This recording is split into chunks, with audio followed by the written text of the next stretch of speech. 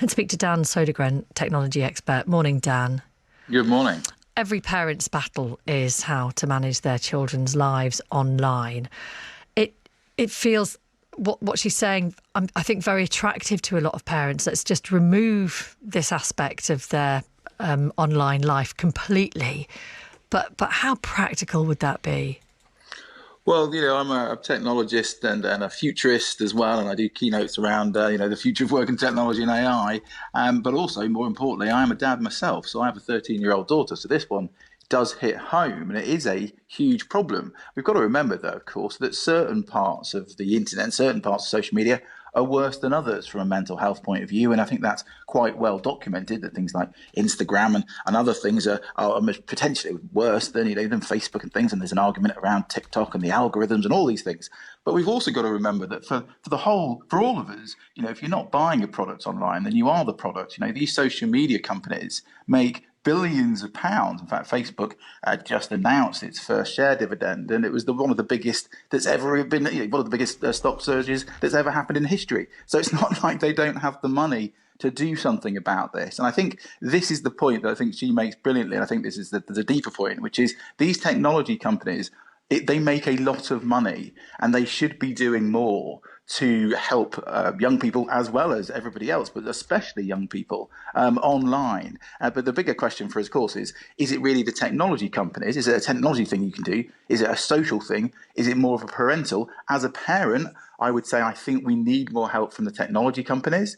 And as a technologist, I have to say that they've now got the ability to do so, because they can now start using things which they couldn't a couple of years ago, in their defence. But we've now got artificial intelligence that can actually massively help them that fight. So I want to get my head around how this practically would work then. So if the technology's out there, what could it do to protect children better?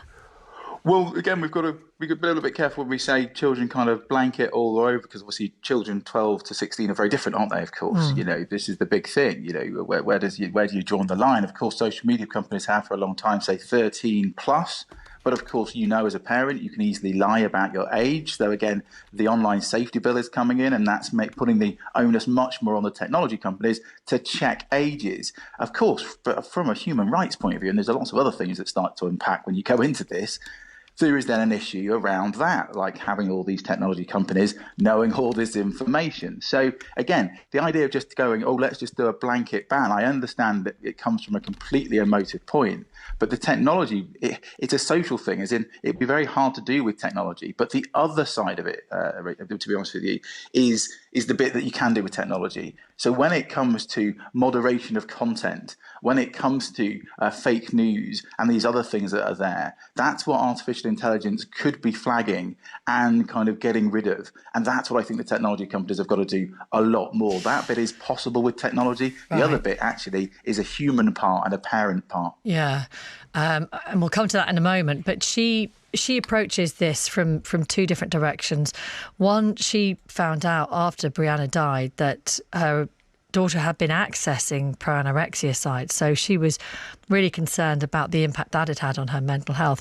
But then there's also what turns a young girl, a young boy from seemingly loving, supportive families into cold-blooded killers and the kind of material they were accessing. But certainly in Scarlett Jenkinson's case, it was stuff that she was looking at via a VPN on the dark web, which you can access via a laptop.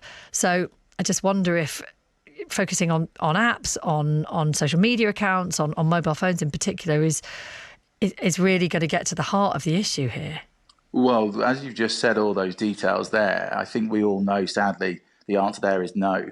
Because as soon as you're using a VPN, as soon as you're kind of mimicking going somewhere else, and you're cloning, you're almost using an invisibility cloak to go into an off license to buy booze and steal the booze and then leave it. This is the dark web. This is a completely different world, and that's unfortunately very, very similar to not knowing where your young person's gone if they go to a park and they meet someone, have a very, very dark conversation and do something that you don't know anything about. That is the dark web. That is the dangers of part of the internet. You cannot, sadly, do anything to change that part, because this is what happens with radicalization and lots of other things. However, you could argue that the kind of gateway into that is misinformation and disinformation, which they could be doing more about. Dan, I'm going to have to let you go, but just as a tech expert and the parent of a 13-year-old, help us all out here. What is the basic thing that parents can do to support their kids and to protect them online, or at least attempt to protect them online? Well, again, you've got to be involved in their world. So, and I'm not saying I've got all the answers, but things like making sure you've got the filters on, especially the adult filters, but make sure that they're on so there's nothing they can do from a search engine point of view. There's also, you can use things where you can limit the amount of time they spend on the internet and the places that they're going on the internet with social media apps and those other things. And the phone companies have provided that. So Google and Apple have both got versions that you can use. And then the last one, which I know sounds very old-fashioned, but please talk to your kids. It's literally like a green cross code, but for the internet. You need to talk to them as quickly as possible and have conversations about them and what they're doing online. And I know they might not want to talk about it, but it's just like in real life. You wouldn't want to not know where your child was going 3 or 4 hours a day. And if you knew nothing about that place, you would always be a bit wary. And that's sadly how we've got to think about the internet right now. Yeah. OK, good advice. Thank you very much.